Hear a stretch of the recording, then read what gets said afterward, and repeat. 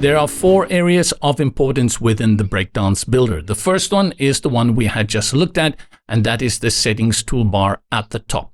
The second one is your canvas. This is this big empty area with the plus. The next one is your elements panel that will be on the left. You can access that by going to add, or you can select this one, and if you select it again, it will remove it. So this is a open, close, open, close. I find that most of the time I keep the elements open, and all these elements and modules that I want to use for my website, they all appear over here, as well as a pre-designed library, which we will be looking at probably in module 2, maybe briefly during this module. The next area, which is the last one, is the sidebar on the right, and that is contextual depending on what you select.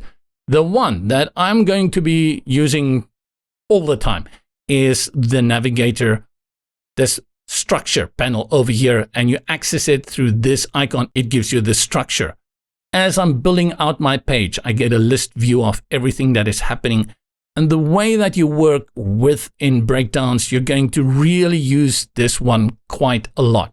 You can close it again by clicking on the close button and simply open it again with this setting. The other features around here, like how do you save, how do you view, how do you exit, we'll work through all of them as we go through the tutorial. Now that we know how the interface looks, I want to quickly create a very quick little section for us so that it gives you a feel as to how Breakdance operates.